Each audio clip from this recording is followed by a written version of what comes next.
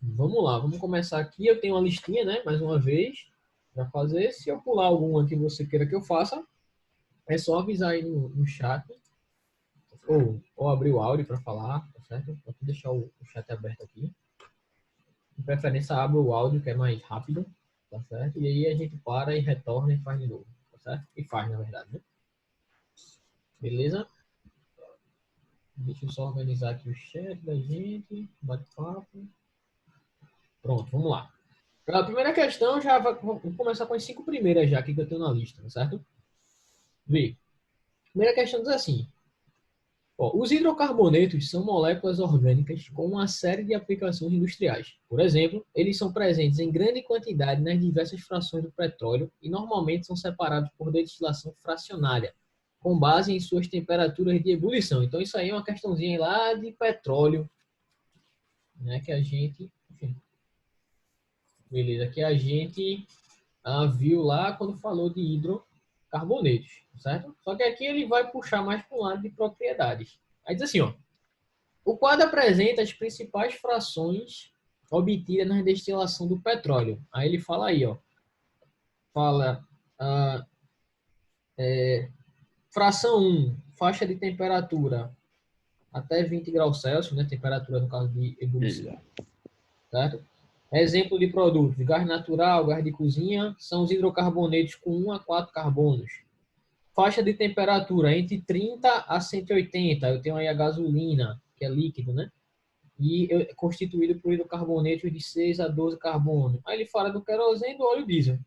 Perceba o seguinte, né? À medida que a temperatura de ebulição está aumentando, o que é que está acontecendo com a quantidade de carbonos na cadeia principal do hidrocarboneto? Aumenta.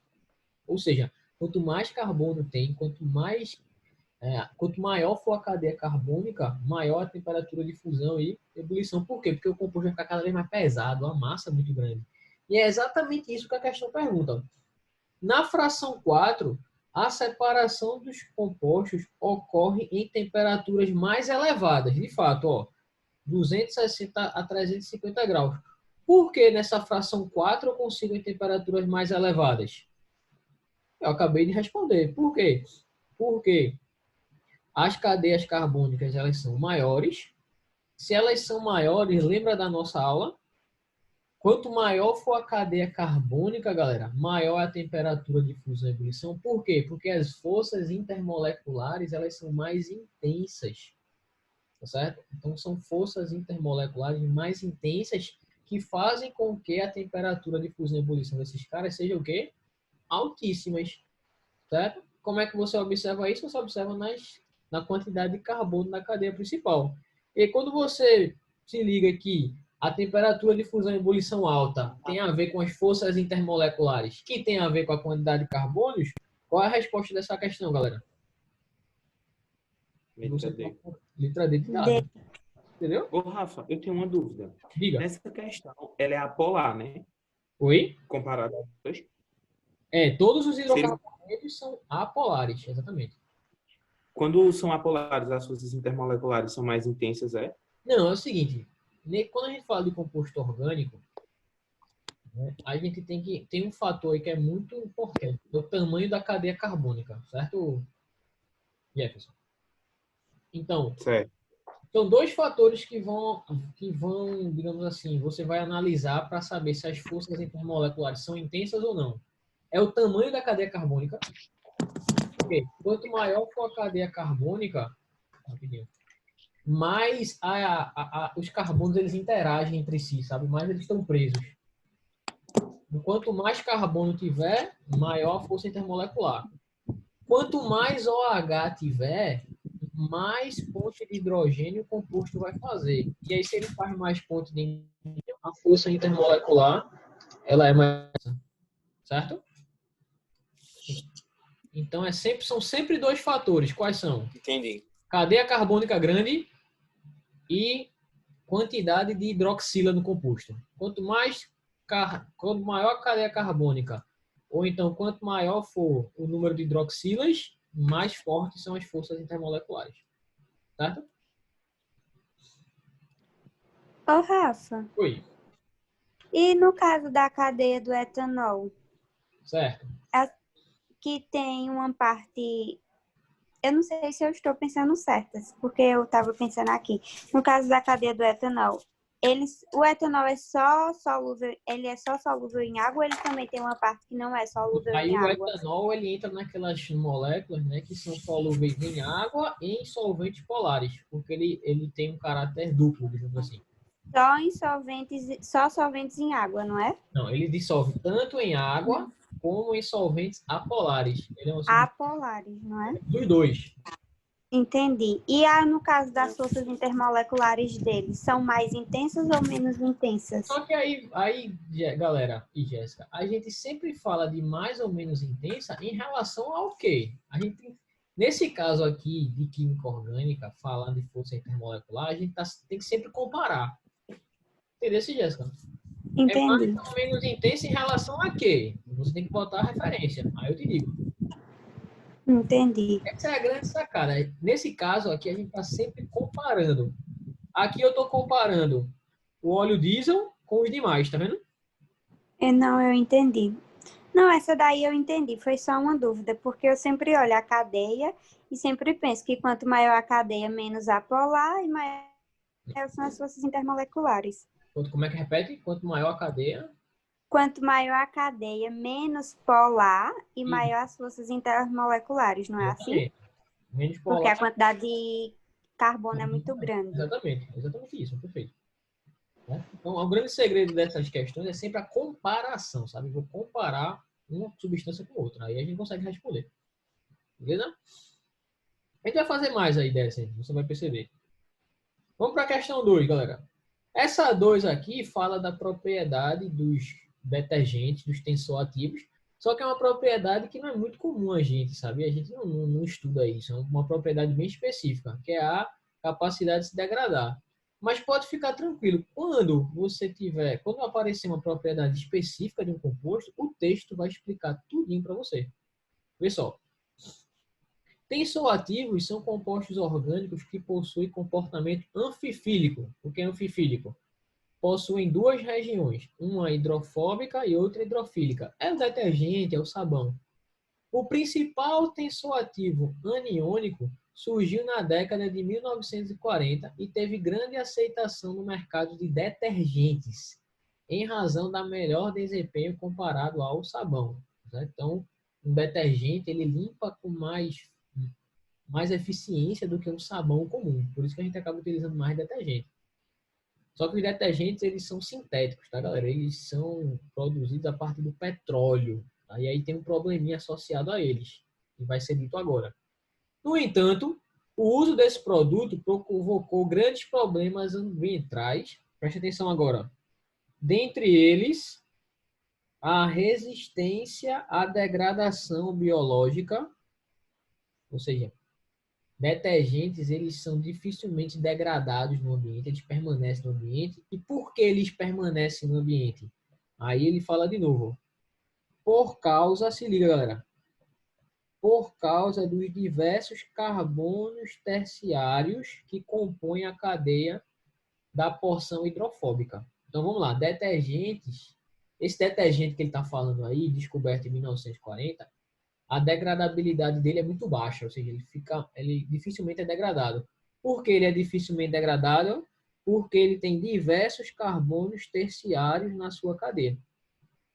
As ramificações, quando você tem carbono terciário, você tem ramificações, dificultam a sua degradação, levando à persistência no ambiente por longos períodos.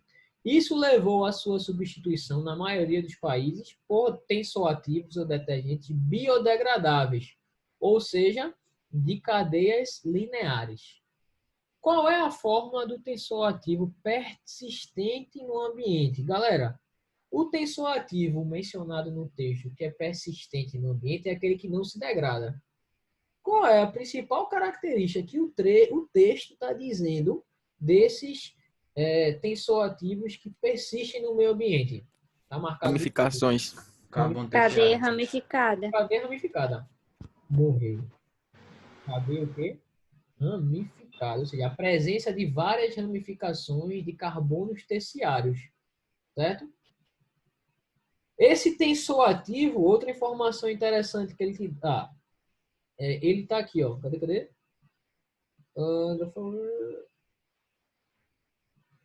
Vou botar aqui de roxo. O principal tensor ativo aniônico. O que é um tensor ativo aniônico? É que é um ânion. Ânion é uma espécie química de carga positiva ou negativa, galera? Bora. Negativa ou positiva? Negativa. Positiva. Positivo. Átion é positivo. Positivo. Não é negativo. Ânion é carga negativa. Cuidado. Negativo. Aí o que é que você está procurando? Você está procurando uma substância que tem carga negativa e é cheio de ramificação. Olha para as 3 alternativas. Qual é que você marcaria? Letra B. Letra B. Se você olhar só para a quantidade de ramificação, você até poderia marcar a letra B, talvez ficasse com dúvida na letra E. Tá certo? Mas se você pensar direitinho, tem muito mais ramificação aqui, ó, do que nesse cara de baixo. Beleza? Então, o tensor ativo mencionado no texto é o da letra B.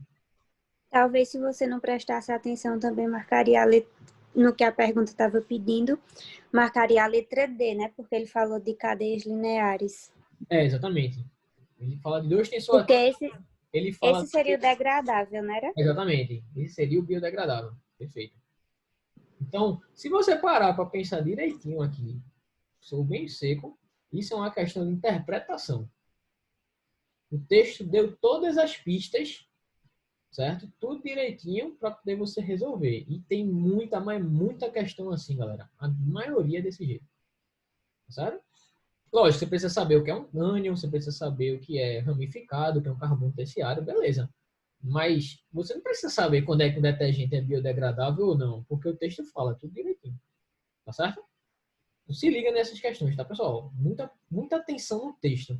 O texto, ele, muitas vezes, em muitos casos, ele vai te dar, sabe, o comando, né? O indicativo do que tu tá querendo. Beleza? Terceira, vê. A capacidade de limpeza e eficácia de um sabão dependem da propriedade de formar micelas estáveis, que arrastam com facilidade as moléculas impregnadas no material a ser limpo.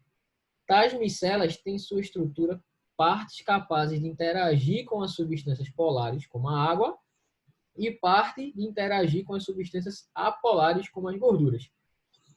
Qual é a substância capaz de formar as estruturas mencionadas? Ou seja, qual é a molécula de sabão aí na minha estrutura? Como é um sabão, galera? Vocês lembram?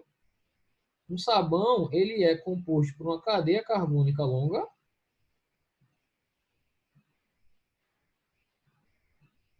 e uma carboxila no final.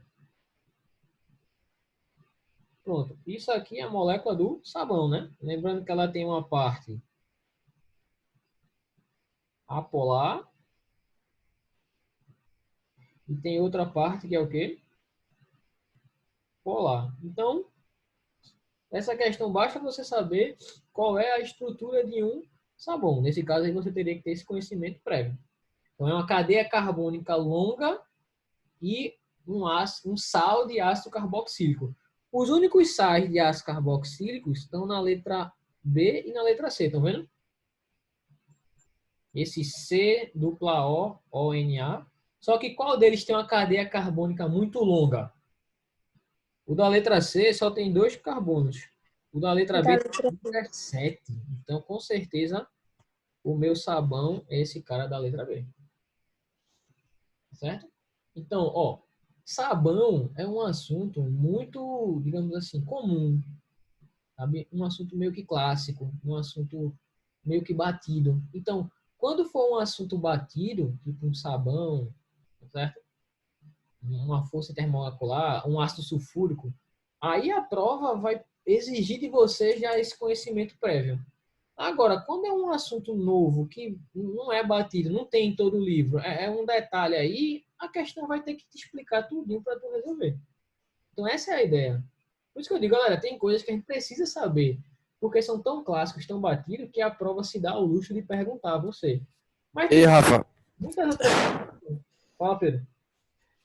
se eu não olhasse a quantidade de carbono da letra B, eu podia só ignorar porque não tem uma base forte no caso, né? Você...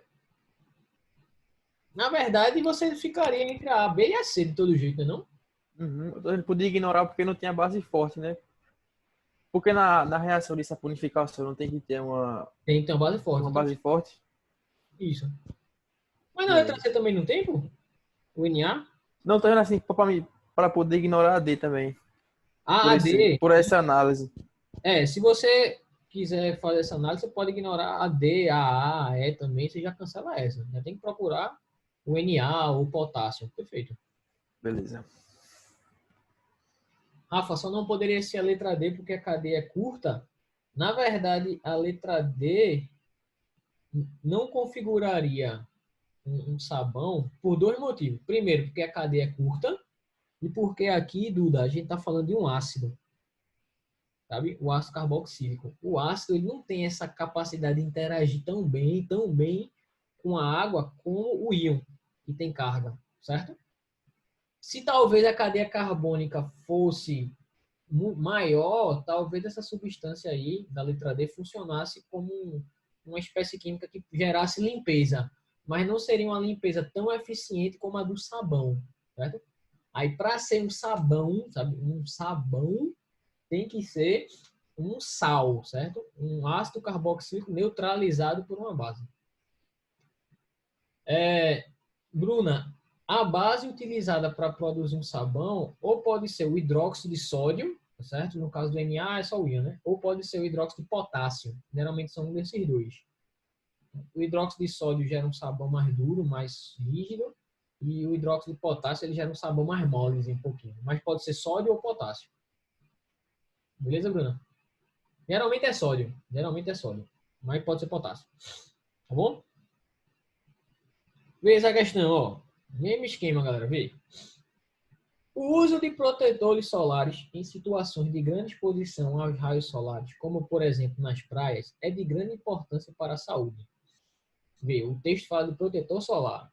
Protetor solar é um assunto clássico, comum, todo livro tem, de jeito nenhum. É uma coisa bem específica, certo? Então pode esperar que o texto vai falar tudinho para você. As moléculas ativas de um protetor apresentam usualmente, vamos lá, uma molécula de um protetor apresenta anéis aromáticos conjugados com a carbonila. O que é um anel aromático conjugado, galera? Conjugação, não sei se vocês lembram, é aquele fenômeno onde você vê assim, aquela alternância de ligação simples e dupla. Simples, dupla, simples, dupla, simples, dupla, simples, dupla, simples, dupla. Isso é a conjugação. Então, o que é um anel aromático conjugado com a carbonila?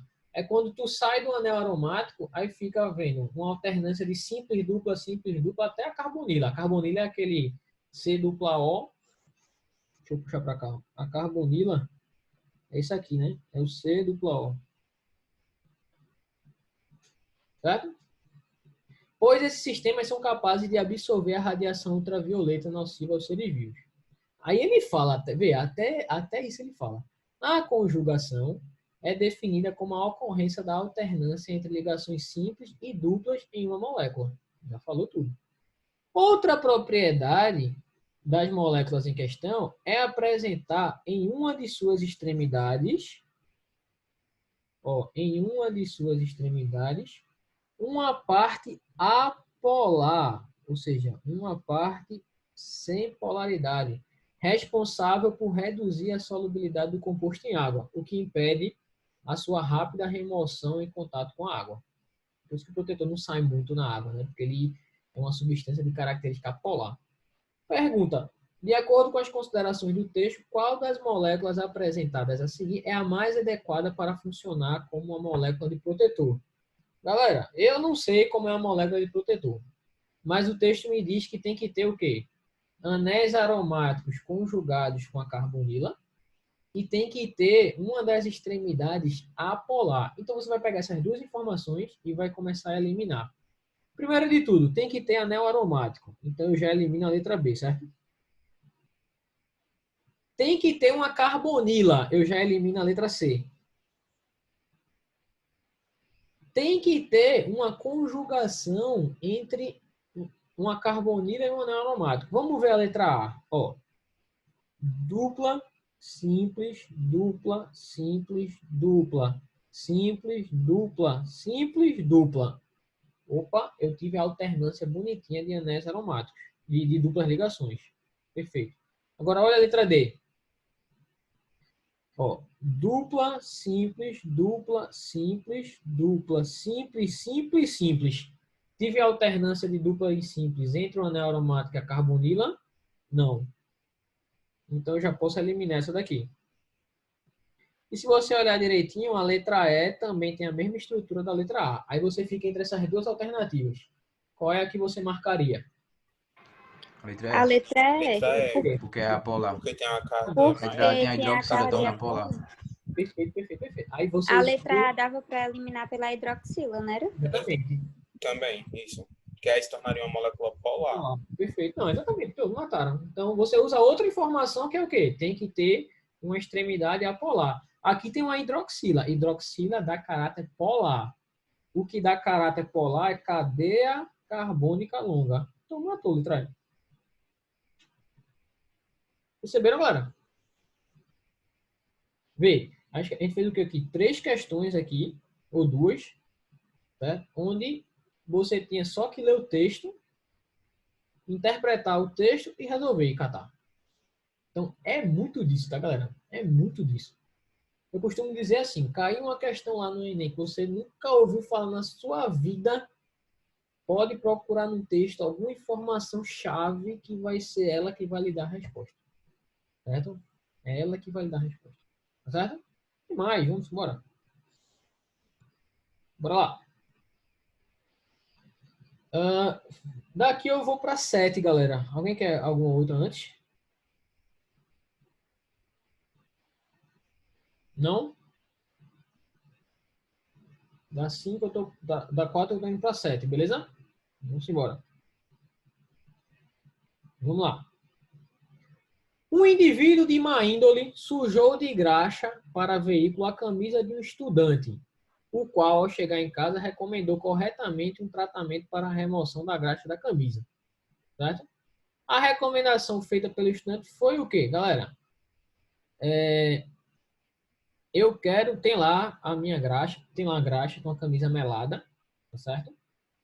Onde você vai pegar ela, vai fazer o quê? Vai querer tirar, tá certo?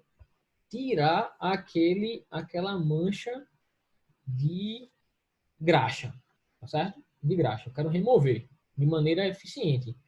Qual dessas opções aí me daria uma forma legal da gente remover? Veja, como remover. Estou dizendo que vai ser a mais cômoda não, tá, galera? Vê, Oi? Gasolina. Vê, a graxa, ela é uma substância, a graxa, na verdade, é um nitrocarboneto pesado, é uma substância apolar. Então, você tem que pegar uma pedida boa, usar sabão, né? Isso aí seria normal, digamos assim. Você lava com sabão, você consegue remover. Mas se você usar um solvente que é apolar também, você consegue fazer o quê? Você consegue dissolver aquela graxa e retirar de cima da camisa. Não é muito comum, obviamente, tá certo? Por quê? Porque solventes apolares, eles são caros, são tóxicos. Então, a gente não fica usando aí esse solvente o dia a dia. A gente usa o quê? Sabão. Aí pergunta, qual dessas aí, A, B, C, D ou E, é a mais eficiente? Se eu tenho uma substância que é apolar e eu quero remover outra, eu tenho que usar ela um solvente apolar. Qual é dessas que tem um solvente apolar, galera? A gasolina. Gasolina. Beleza. Não é muito bom, não é muito cômodo, vai gerar um cheiro desagradável, mas vai ser eficiente. Tá certo?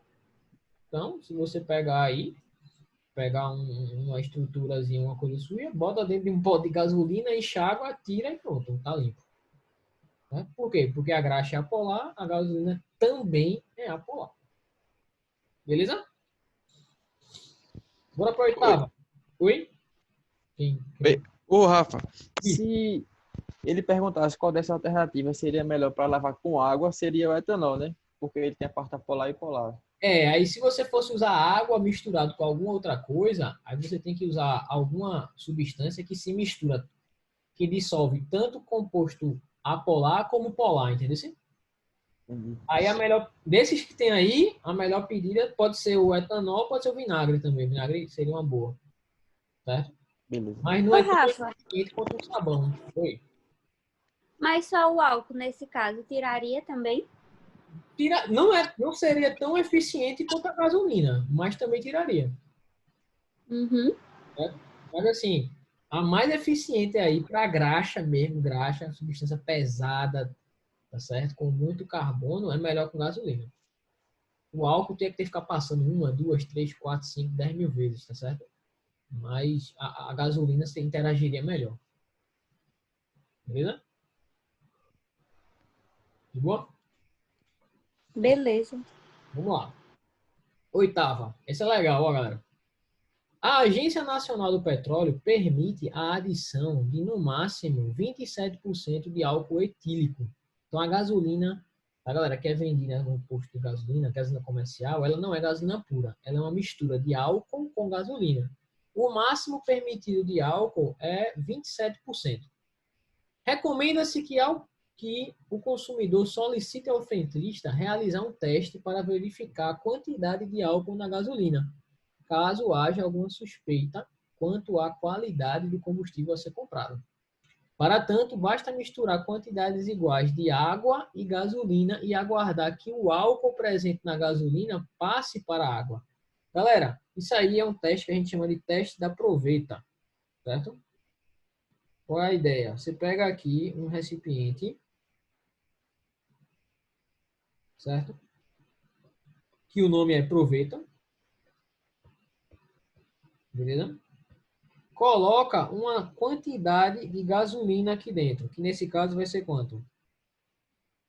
25 ml, certo? Bota aqui 25 ml de gasolina comercial. E aí você joga aqui dentro a mesma quantidade de água. A gasolina, galera, todos os hidrocarbonetos, eles são menos densos do que a água, tá certo? Eles vão ficar por cima. Então a gasolina ela vai ficar por cima. Só que quando você vai usar a medição, porque essa proveta ela tem uma graduação, tá certo? Você consegue medir o volume. Você percebeu que dos 25 ml da fase orgânica só ficaram 17. Ei, se eu botei 25 com 25, dá um total de quanto, galera? De 50, né? Então aqui embaixo vai ter quanto? Vai ter 33. Não é isso? Ei, eu tinha 25 ml de gasolina. Por que só tem 17 agora? Porque quando eu jogo a água por dentro, lembra que dentro da gasolina tem o quê? Tem etanol. Como é a molécula do etanol? Ela é assim, ó, CH3, CH2, OH. Então a molécula do etanol tem uma partezinha que é apolar e tem uma partezinha que é o quê? Polar. Então o etanol, Jéssica, ele se dissolve tanto na gasolina como na água. Só que ele vai preferir dissolver em um dos dois. Onde é que você acha que a interação é mais forte? Na parte apolar ou na parte polar? Polar. Com certeza na parte polar. Então, quando você joga água dentro, o etanol que estava dentro da gasolina passou direto para onde? Para a água. Para água. Essa Exatamente. interação ocorre por ponto de hidrogênio, não é? Exatamente. Por causa de ponto de hidrogênio da água com etanol. Então, o volume de etanol, galera, vai ser exatamente a diferença. 25 menos 17, que dá 8 ml. Então, qual é o percentual de etanol na gasolina? É o volume do etanol dividido pelo volume da gasolina comercial, que dá quanto? 8 sobre 25, 0,32. 0,32, ou seja, 32%. Então, essa gasolina está adulterada? Com certeza. Por que ela está Tá. adulterada? Porque o máximo é 27. Aí vamos para as alternativas. Letra A. A gasolina atende às especificações? Não, porque passou do 27. Letra B.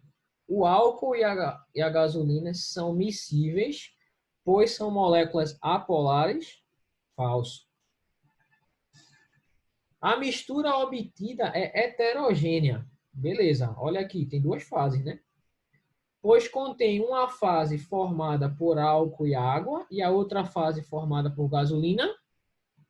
Verdadeiro.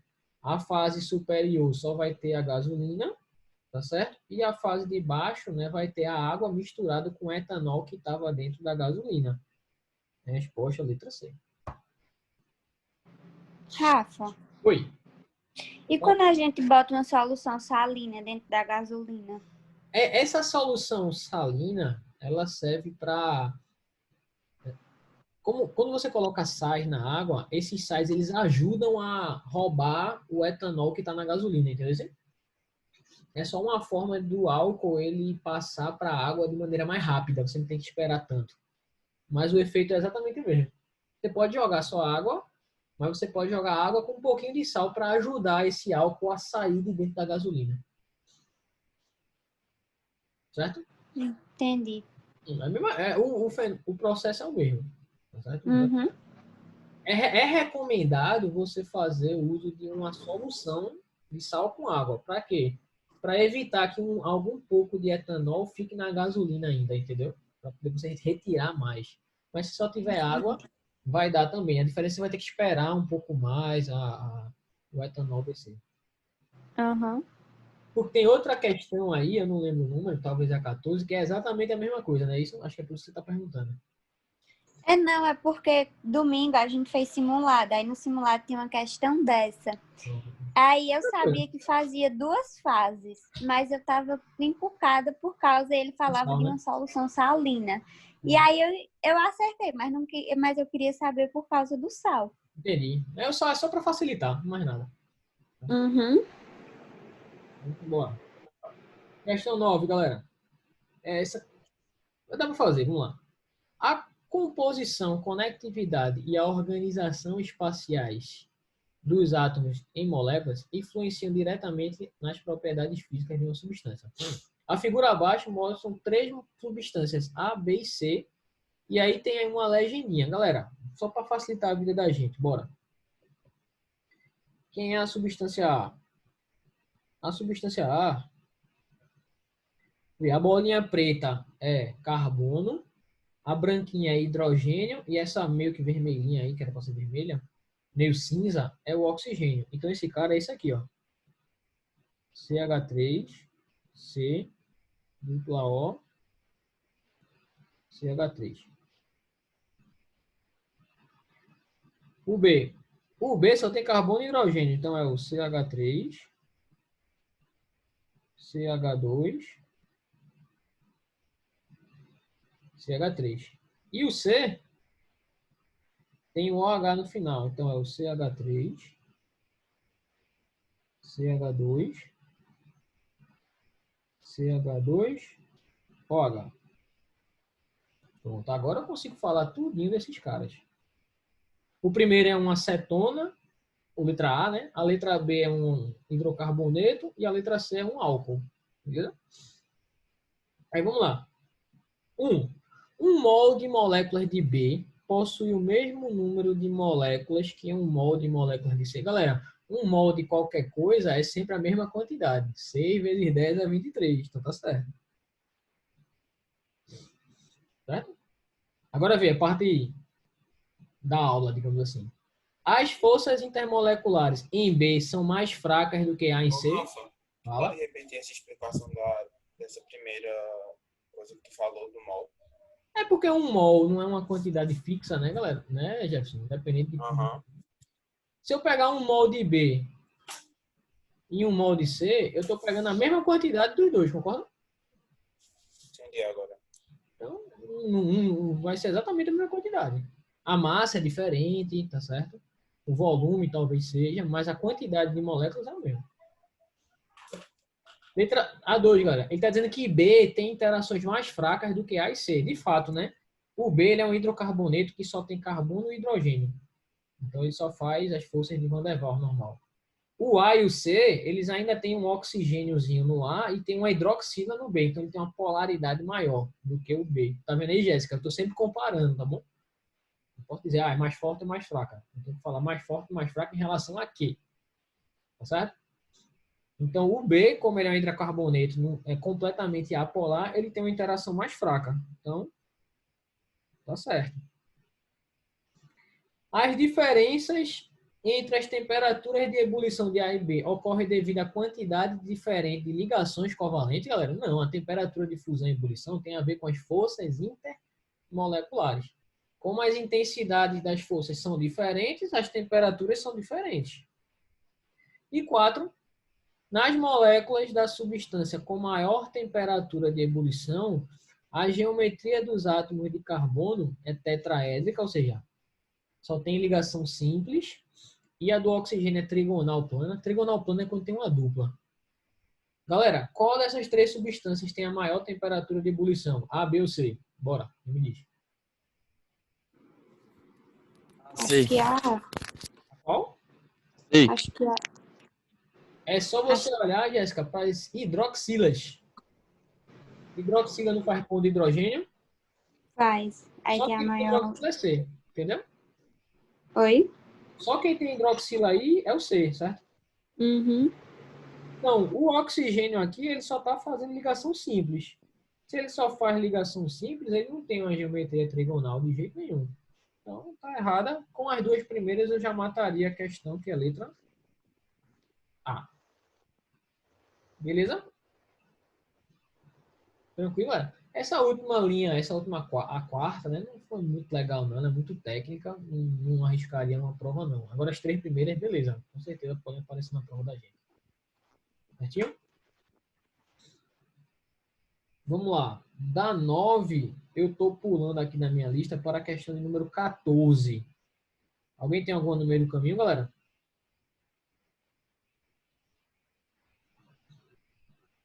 Alguém?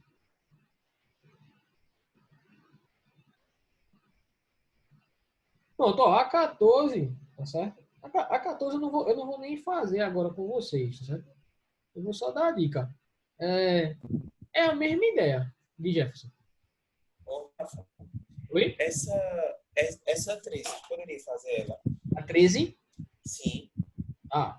A 14, galera, é a mesma ideia daquela questão que a gente fez do álcool da gasolina, certo? A diferença agora é que nas alternativas a gente vai misturar, em vez de 50 com 25 com 25, a gente vai misturar o quê?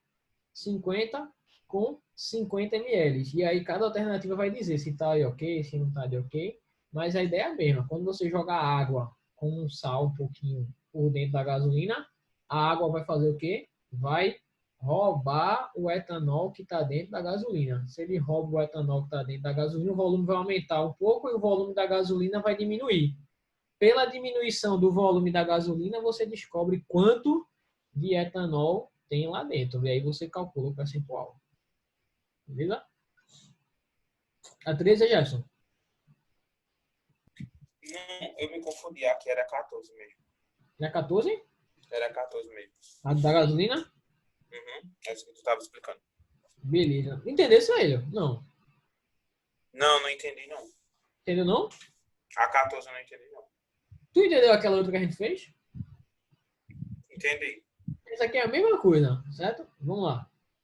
É o seguinte. Os combustíveis para veículos de passeio comercializados no Brasil são o álcool etílico hidratado e a gasolina comum, que tem 27% de álcool. Em grandes centros, utiliza-se como alternativa o GNV, constituído por hidrocarbonetos. Nos motores a explosão, a potência pode variar em função da composição química e as propriedades físico-químicas do combustível. Assim, a adoção de um determinado combustível não adulterado em detrimento do outro pode alterar o desempenho do motor e também influenciar o nível de emissão de poluentes. Em relação às propriedades físico-químicas e à composição desses combustíveis, assinale a alternativa correta. Vamos lá. Letra A. Do ponto de vista ambiental, a queima do álcool etílico libera mais enxofre do que é do GNV. Galera, esse problema da liberação de enxofre está sempre associado a combustíveis fósseis, certo? Combustíveis que vêm lá do petróleo, carvão, mineral, certo? Combustíveis renováveis, tipo álcool etílico, eles não apresentam enxofre na sua estrutura. Então, o álcool etílico ele não libera enxofre na natureza quando é queimado. Isso é mais presente em combustíveis fósseis, principalmente aqueles de cadeia muito grande, sabe? Diesel, principalmente diesel. Diesel tem muito enxofre na sua estrutura, certo? Mas outros de cadeia menor também vão ter. Então, essa letra A está falsa, certo? Aí vai naquela, ó. Em uma proveta são misturados 50 ml de gasolina com 50 de água. Após a mistura ser agitada, a fase superior haverá 36 ml de gasolina pura e na fase inferior 63 ml de água e etanol. Galera, na gasolina comum, se liga aí, ó. Na gasolina comum, digamos que ela não esteja adulterada, né? Qual é o percentual de álcool etílico? 27%, certo? Então, se eu pegar um volume de gasolina de 50 ml, qual será o volume de etanol de álcool nela? 0,27, 27% de 50, né? Sabe quanto é que vai ser? Vai ser 27%, dá 13,5, se não me engano. 0,27 vezes 50 dá 13,5. Certo? Então, quando eu fizer aquele processozinho, aquele teste da proveta, Jefferson, puxei aqui, ó. Certo? Coloquei aqui, ó, 50 ml de gasolina.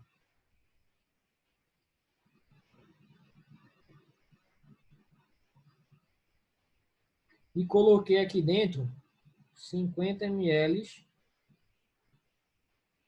de água. O que eu vou ter? Vou copiar aqui.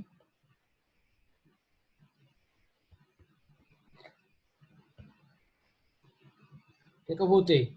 A água vai ficar por baixo. Certo? E a gasolina vai ficar onde? Em cima. Só que eu vou manter esse 50-50, galera. De jeito nenhum. O que é que vai acontecer? O etanol que estava dentro da gasolina, ele vai passar para onde? Vai passar para a água. Certo? Só que qual era o volume que estava lá dentro da gasolina que vai passar para a água? Vai ser de 13,5. Então, esse volume agora aqui vai ser de 50 menos 13,5. E esse volume de baixo vai ser de 50 mais 13,5. Ou seja, tu vai ter aqui 63,5 ml. E aqui tu vai ter 37,5. 37 não, né? Vai ter 36, é isso? 36, isso, 0,5 ml. Entendeu, Jefferson? Entenderam, galera? Entendi, Rafa. Que é Obrigado. exatamente o que está escrito na letra B. Ó.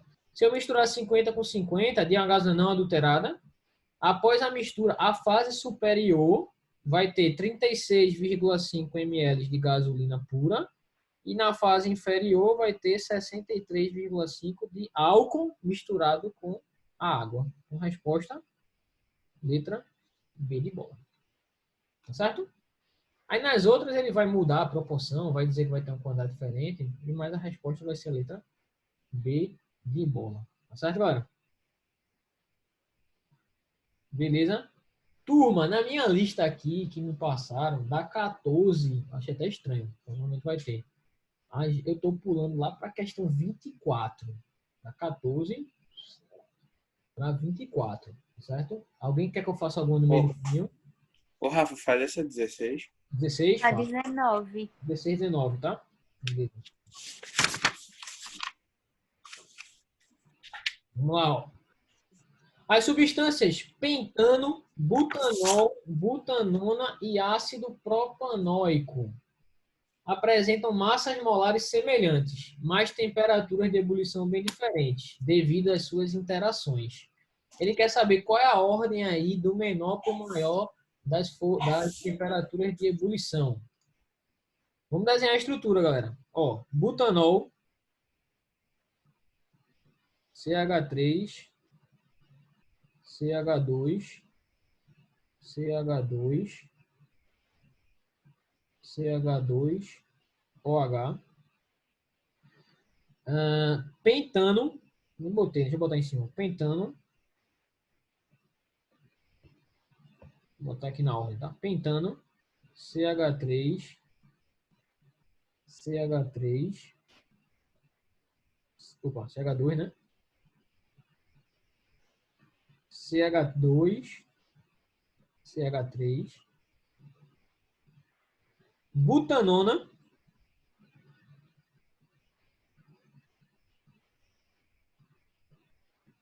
CH2, CH3, e o ácido propanoico, CH3, CH3, 2, CH2O, OH. Certo? Então tá aí as minhas substâncias. Galera, olha para a estrutura.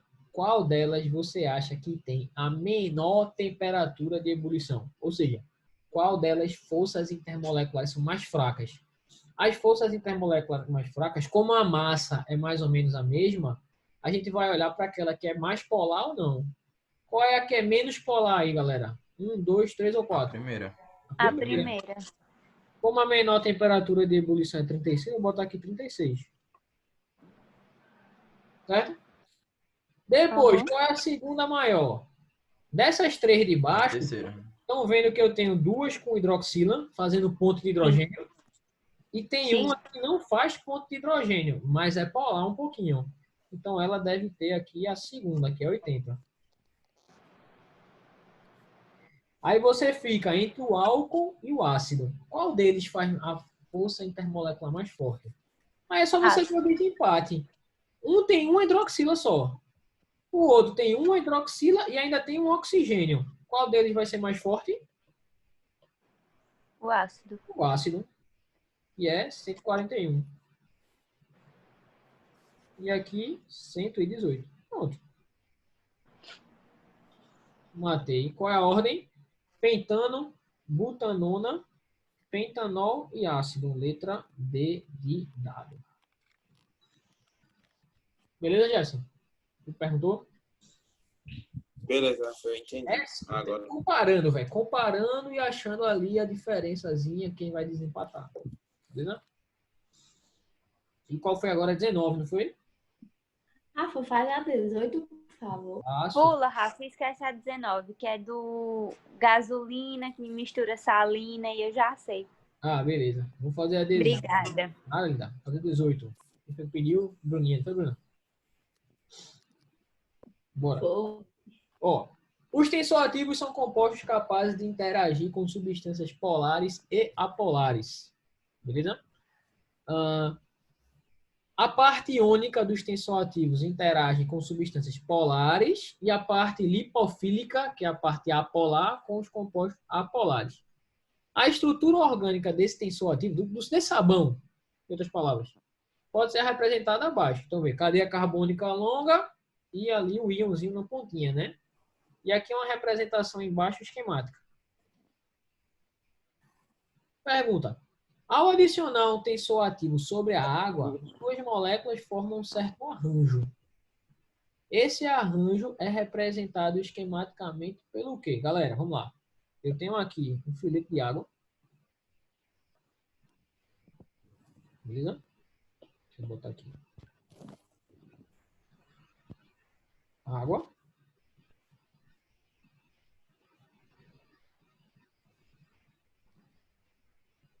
E aí eu tenho uma... Vou botar uma molécula só, tá? Uma molécula aqui do tensoativo. Essa parte daqui é a parte apolar. E essa cabecinha aqui é a cabecinha polar, certo? Como é que você acha que esse cara vai ficar? Você acha que ele vai ficar... Quem é que vai interagir com a água, galera? Ele vai interagir com a água. A parte Polar, né? polar ou parte apolar? Polar. Polar. Então, esse cara, a cabecinha aqui vai ter que ficar para dentro da água, certo? Vai ficar de cabeça para baixo. A parte apolar, você acha que vai ficar para dentro da água, dissolvida na água, ou vai ficar para cima?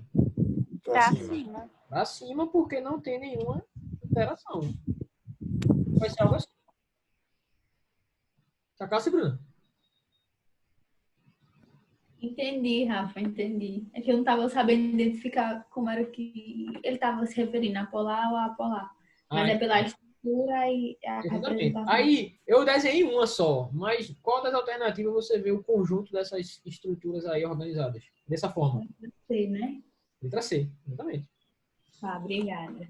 Nada ainda, tranquilo. Rafa, Oi. a questão dessa solução salina com a gasolina, ela só vai acelerar, não é isso? Exatamente, só. Separação. Certo. Não vai mudar mais nada. Ela só vai acelerar.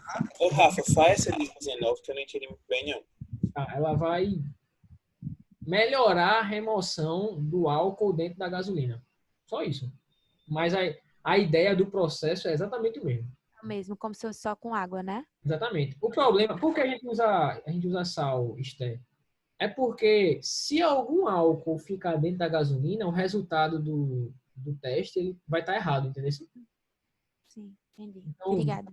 se um pedaço do álcool ficar dentro da gasolina, então o percentual ele vai dar mais baixo do que era para dar. Aí pode ser que um posto que está com a gasolina adulterada passe batido, tá entendendo?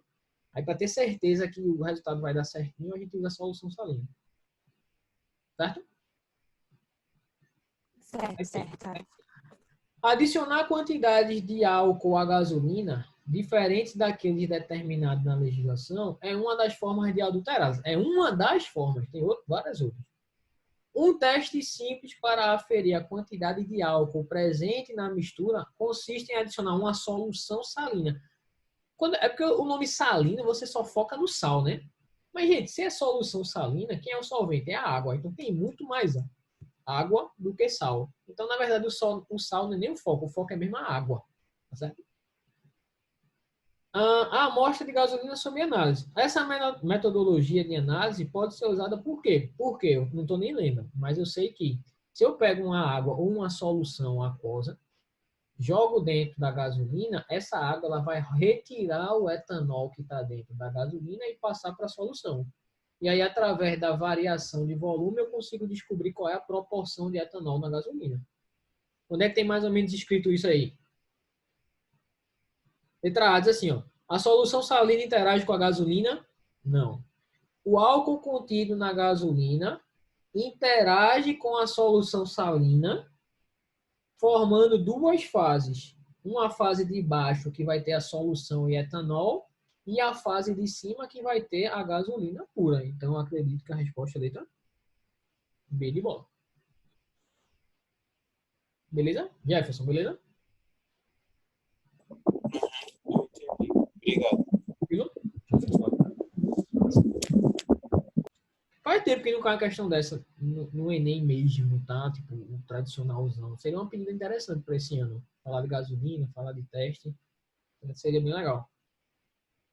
Então, vou aqui para a questão número 24. Certo? Pronto. Essa daqui, quando caiu, gerou caos. Mas vê, vamos lá. Essa é outra questão de interpretação, tá, galera?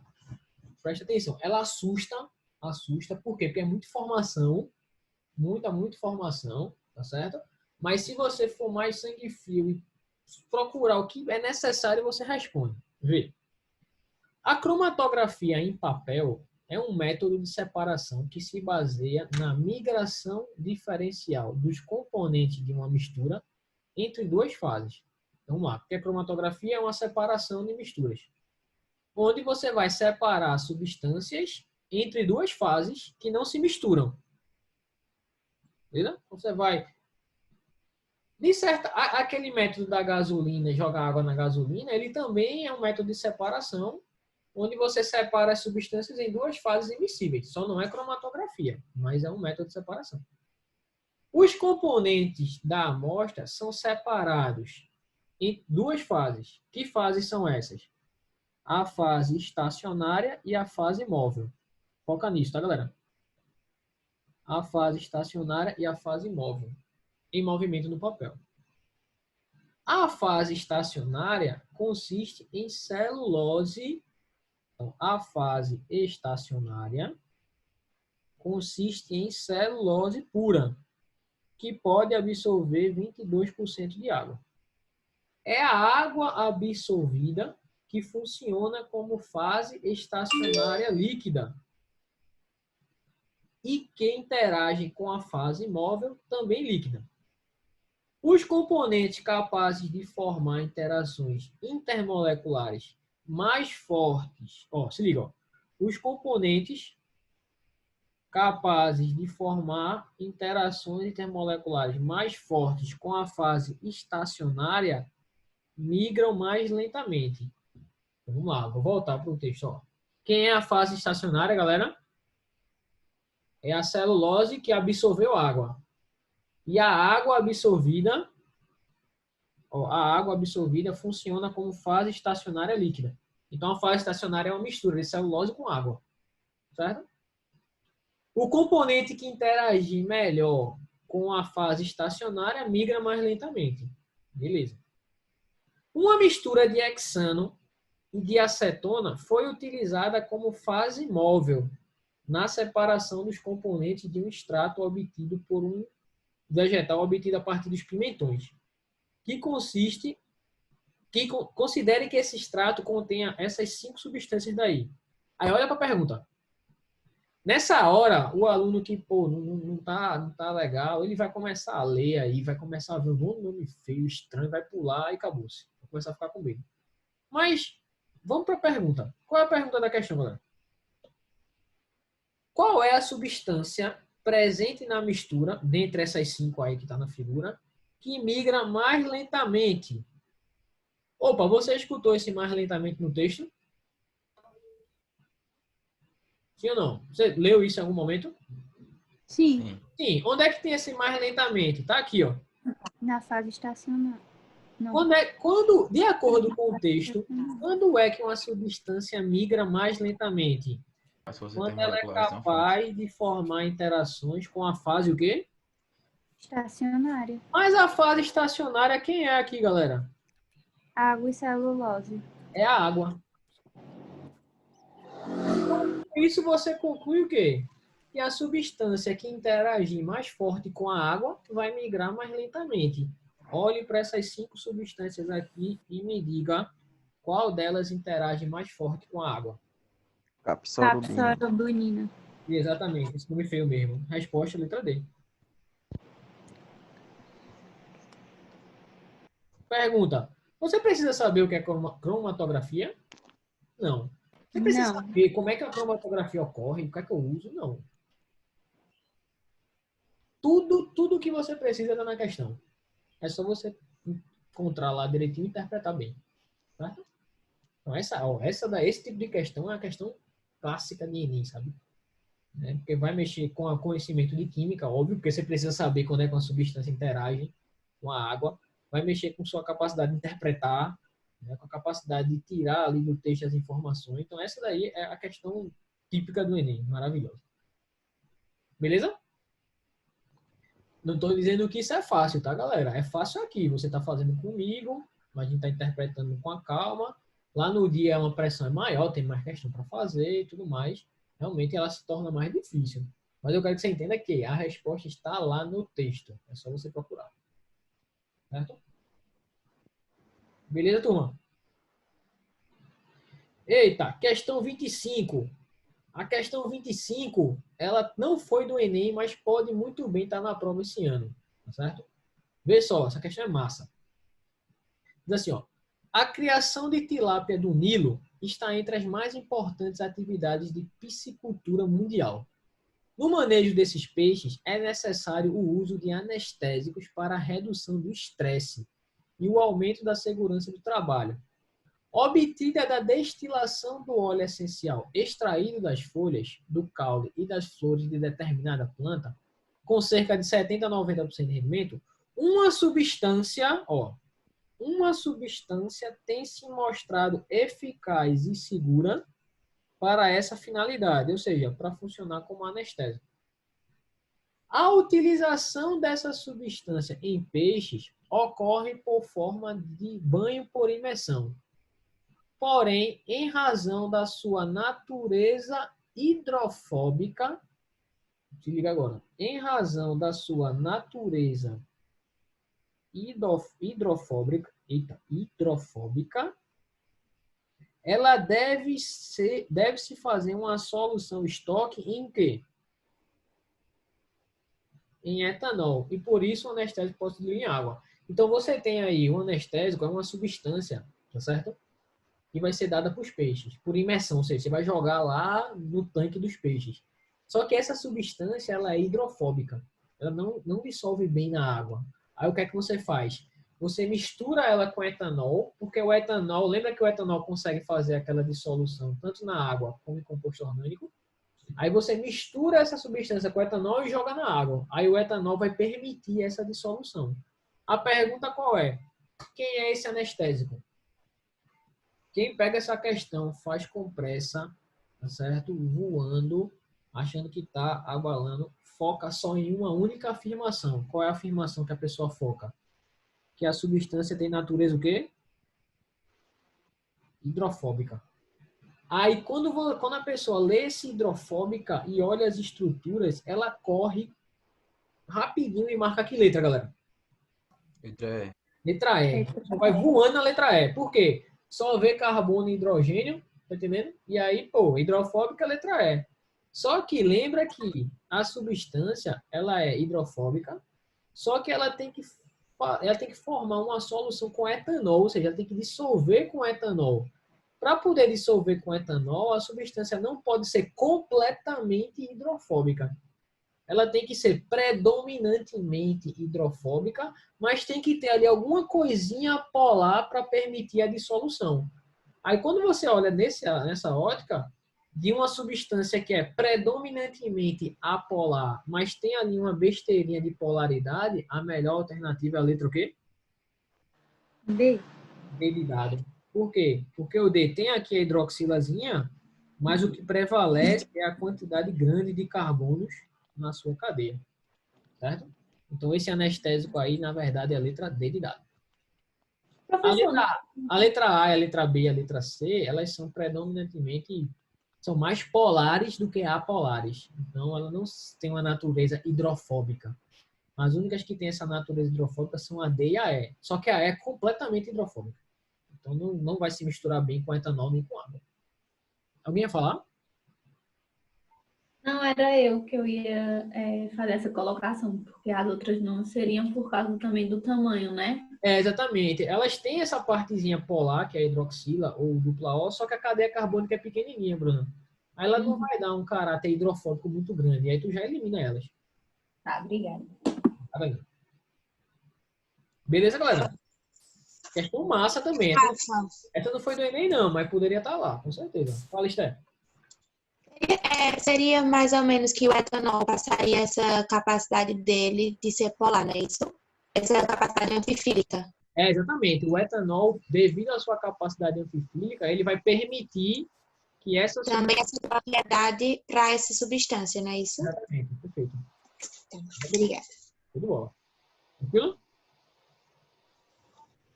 Vamos agora para a questão 27, galera. Vamos lá.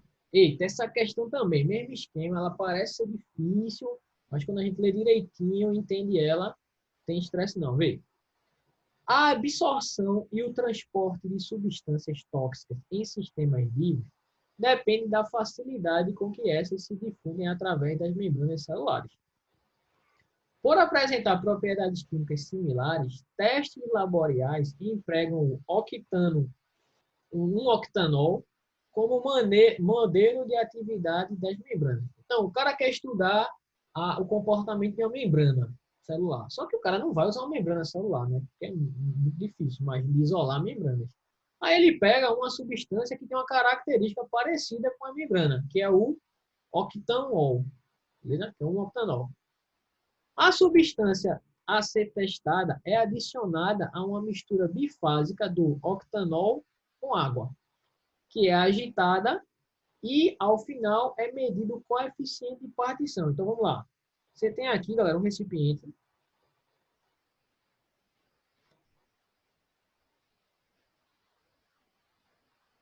Onde você tem uma mistura bifásica. Eu não vou mentir para vocês. Eu confesso que agora eu não estou focando, não vou te dar certeza de qual das duas é mais densa. Mas eu acredito que o etanol, o octanol seja mais denso, tá? Então, mas não vai mudar não a resolução, tá? Então, vou botar aqui, ó. O octanol. E aqui a água. E o que acontece? Tu vai jogar aqui dentro a tua substância, certo? Sei lá, substância X. E aí ela vai cair nessa solução e tu vai agitar. Essa substância, galera, um pedaço dela vai se dissolver na água e um pedaço dela vai se dissolver no álcool, certo? Então, tu vai ter um X dentro da água e tu vai ter um pedaço do X dentro do álcool. Galera, por que esse álcool e essa água eles não se misturam? Já parou para pensar? Porque esse álcool, galera, ele tem 8 carbonos na cadeia carbônica dele. 1, 2, 3, 4, 5, 6, 7, 8. Ou seja, apesar da hidroxila, a cadeia carbônica dele é muito grande. Como a cadeia carbônica é muito grande, esse cara tem um caráter mais apolar do que polar. Tá certo? Então, é como se não. A água aqui vai ser o solvente polar e o octanol vai ser o solvente apolar. Beleza? E aí, o texto ele vai dizer que vai ser medido o que a gente chama de coeficiente de partição, que é definido assim. Ó. Você sabe o que é coeficiente de partição? Sabe não. Então, o texto vai dizer coeficiente OA vai ser quem? Vai ser em que o COT, que é esse cara que está em cima, OCT, desculpa, ele é a concentração da substância no octanol e o CA é a concentração de substância na água. Beleza? Aí ele pergunta o seguinte, ó. Foram avaliados 5 poluentes dos sistemas aquáticos: benzeno, butano, éter etílico, fluorobutano e metanol. Ele quer saber o seguinte: desses 5 poluentes, qual foi deles em que esse coeficiente tendeu a 0? Galera, olha aqui a expressão do coeficiente. Se eu quero que esse coeficiente aqui ele seja muito baixo, tendendo a 0, o que é que você acha? Você acha que essa substância deve se dissolver muito bem no álcool ou na água? Na água. Matematicamente falando, para esse valor da baixo, esse cara de cima tem que ser bem baixo e esse cara de cima tem que ser o quê? Alto. Então, para o coeficiente ser perto de 0, a concentração da substância na água tem que ser muito grande. E no etanol tem que ser muito baixo. Então, em outras palavras, eu quero saber dessa... ele falou um monte de coisa e a minha interpretação me leva à seguinte pergunta. Qual dessas 5 substâncias se dissolve melhor na água do que no octanol? O que é que você acha, galera? Aí você teria que ter uma noção de quê? De estrutura, né? O metanol, Exatamente. porque é um álcool. Perfeito. O éter etílico é um éter, certo? Ele não tem uma característica muito polar, não tem hidroxila. O fluorobutano também não. Ele tem o fluorzinho, ele é um pouquinho polar, mas não tem a hidroxila. O benzeno é completamente apolar, porque só é carbono e hidrogênio. A mesma coisa do butano. O único aí que tem uma hidroxila que vai interagir bem com a água vai ser quem? O metanol. Resposta, letra D. Então, nesse caso dessa pergunta, quando ele pediu de tender a 0, é o que se dissolvia melhor em água, não é? Exatamente. Essa que é a pergunta, é o que você vai procurar. Lógico que ele não falou desse jeito, ele falou de uma maneira muito indireta, sabe? Aí você olhou, viu o que é que ele deu, interpretou e chegou a essa conclusão. Beleza? Uhum. Também é uma questão muito boa, porque envolve muita interpretação. Tá, agora? E aí, para finalizar, eu vou fazer a 28 com vocês. Essa é a última aqui da minha lista. Se tiver mais, a gente faz. Certo? Diz assim, ó. A lipofilia é um dos fatores fundamentais para o planejamento de um fármaco, que é lipofilia. Lipo é gordura, filia é afinidade. Então, é caráter apolar, é afinidade com gordura. Ele mede o grau de afinidade que a substância tem, dizendo, né? Que a substância tem com ambientes o quê? Apolares. Né? Então, a lipofilia é essa. Podendo ser avaliado por seu coeficiente de partição. Em relação ao coeficiente de partição da testosterona, que é essa substância daí, ó, a testosterona é quando esse X for o OH. Certo? As lipofilias do composto 1 e 2 são respectivamente o quê? Galera, pensa comigo. Tem 3 opções para esse X. Quando for H, quando for H e quando for CH3. Quando é que você acha que a lipofilia, a interação com compostos apolares é maior? Quando tiver um hidrogênio, quando tiver um OH ou quando tiver um CH3? Um CH3. Por quê? Quanto mais carbono tiver, mais apolar vai ser. Então, eu vou botar assim. Ó. Vou escrever assim. A lipofilia do composto que tem o CH3, que é o 2, é a maior de todas, certo? Certo. Aí, pronto. Olha agora. Hidroxila e hidrogênio. Qual desses dois compostos aí deve ter um maior caráter apolar, uma maior hipofilia? Quando tiver só o hidrogênio ou quando tiver hidroxila? Só Só hidrogênio. hidrogênio. Hidrogênio porque a hidroxila, na verdade, dá caráter polar. Então, a lipofilia do composto 1, ela é maior do que a do composto da testosterona. Então, vamos lá. Olha a pergunta do texto. Ó. As lipofilias dos compostos 1 e 2 são o quê? Ambas são maiores do que a lipofilia da testosterona. Onde é que tem escrito isso? D. Obrigado. Beleza? É que eu não tinha entendido a pergunta. Interpretação também, Jéssica. Normal, acontece. Né?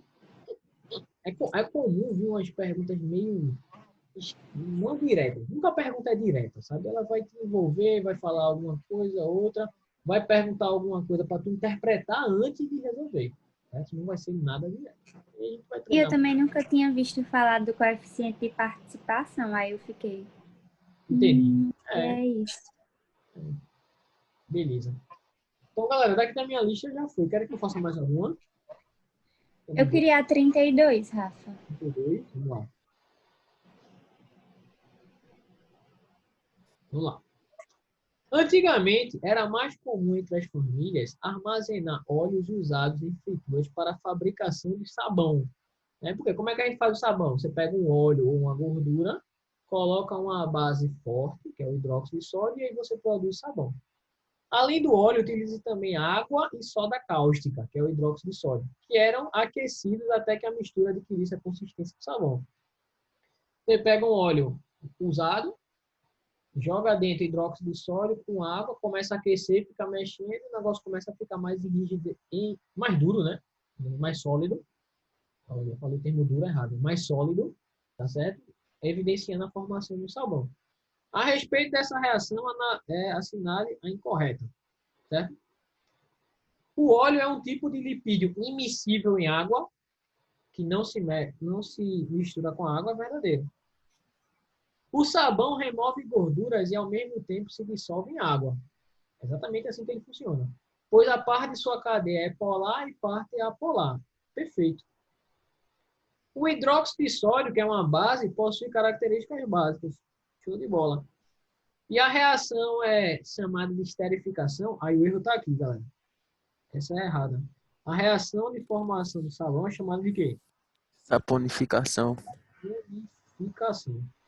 Essa era a minha dúvida, porque eu sabia que era saponificação, mas no gabarito tem letra E e na questão nem tem, a alternativa E. Letra E? Então, sério? O gabarito tá letra E. Marca aqui letra D. Beleza? Aham. Letra B tá errado. Rafa, faz a 29, por favor. Fácil, deixa eu botar aqui.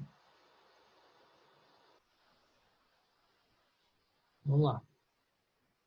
Ó, a crescente produção industrial lança ao ar diversas substâncias tóxicas que podem ser removidas pela passagem do ar contaminante em tanques por filtração por materiais porosos ou para dissolução em água ou solventes orgânicos de baixa polaridade ou para neutralização.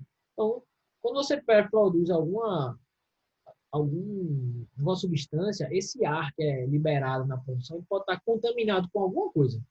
Pode estar contaminado com substâncias ácidas, com substâncias básicas, com substâncias tóxicas, com alguma coisa. E aí você pode, antes de lançar esse ar na atmosfera, você passa esse ar por uma solução para que esse contaminante ele fique preso na solução e o ar vá-se embora mais limpo.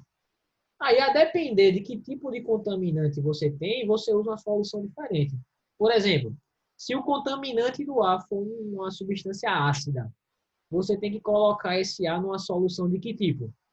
Básica. Percebeu? O que foi? Tu fez aqui? Fui eu, então. Básica. Se dentro do ar tem uma substância básica, tu vai borbulhar o ar numa solução de que característica? Ácida. Ácida. Se dentro do ar tem uma substância tóxica de caráter apolar, tu vai borbulhar ela dentro de onde? Tu vai borbulhar de uma solução apolar, que é o caso dessa substância daí. Esse poluente aí no texto pode ser removido pela passagem de tanques contendo o quê? Se você olhar direitinho, embora você tenha aí cloros e oxigênios, essa molécula da Ester, ela é toda simétricazinha. Então, se um cloro puxa os elétrons para um lado, o outro cloro puxa para o outro. Cancela, tá vendo? Se esse puxa para cá, esse puxa para baixo. Cancela. Se o oxigênio puxa para cima, o outro oxigênio puxa para baixo. Cancela também. Então, essa substância ela é completamente apolar. Então, se ela é apolar, tu vai passar ela por dentro de onde? De um solvente de caráter apolar. Qual dessas 5 alternativas tem um solvente apolar aí? Hexano. Letra A, o hexano. Aí, tipo, seria para ela se dissolver, já que semelhantes se dissolvem e sair limpo, não é isso? Exatamente. É porque você tem que pensar que é um ar que está sendo liberado, certo? Uhum. Aí esse ar vai passar por dentro de uma solução, vai ser borbulhado. Aí essa substância daí, como ela tem uma afinidade pela solução, ela vai ficar presa dentro da solução. E os outros gases que não têm afinidade, eles vão sair e vão embora para a atmosfera. Essa é a finalidade. Esse é o processo de limpeza do ar. Certo. Beleza, galera? Tranquilo. Mais alguma vez? Ô, Rafa. A revisão começa quando? A revisão da gente, a gente vai começar a já ver alguns pontinhos de revisão nessa primeira semaninha de novembro, certo? E aí vai marcar 2 meses e meio aí, praticamente, de revisão da gente. Beleza? Pilha vai ser o último assunto, É. Eu sempre deixo, eu vou deixar a pilha para o final. Essa semana a gente praticamente acaba equilíbrio. Aí vai ter a parte de pilha e eletrólise. E aí, como no ano passado, como nos outros anos, eu deixo sempre alguns tópicos mais específicos para ver também ao longo da revisão. Tá entendendo? Coisa mais simples. Tranquilo. Decorebazinho, tá ligado? Radioatividade, né? Radioatividade, eu deixo. Separação de mistura, eu deixo também. Porque por separação, como é um negócio mais decorar, eu gosto de deixar para o final para ficar mais fresquinho. Entendeu? Aí esses tópicos especiais a gente vai vendo em paralelo.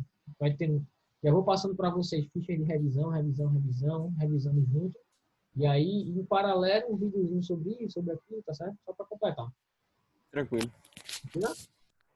Show de bola? Aqui pra gente ver o assunto mais relaxado, mais de boa e partir para a revisão. Rafa? Oi, diga assim. E a nossa revisão vai ser por aqui também, pelo Zoom? Sim, assim, eu pretendo fazer o mesmo esquema. A minha ideia da revisão é a seguinte, passar a videoaulas de revisão, resolvendo algumas questões, aí dentro das questões, relembrando alguns assuntos, certo?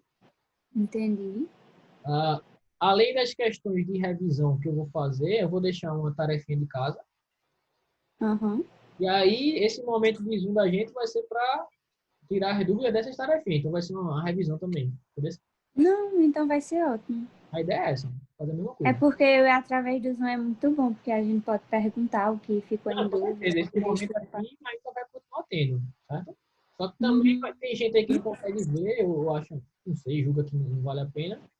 Aí eu deixo uma parte gravada também como revisão para vocês, né? Aí eu vou mostrar o tema, enfim, dependendo, cada semana tem um assunto específico, eu reviso cada coisa, mas vai continuar tendo esse momento. Uhum. Beleza? Beleza. Beleza? Então tá, galera. Valeu aí. Obrigadão a todos, tá certo? Bons estudos aí.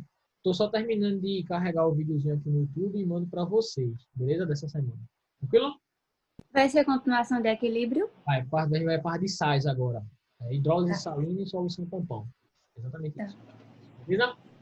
Beleza. Galera, valeu aí. Bom final de semana. Tchau, Rafa. Tchau, Jéssica, Catagonia. Tchau, Duda. Tchau. Obrigada. Beijão para vocês, hein? Tchau, tchau. Valeu.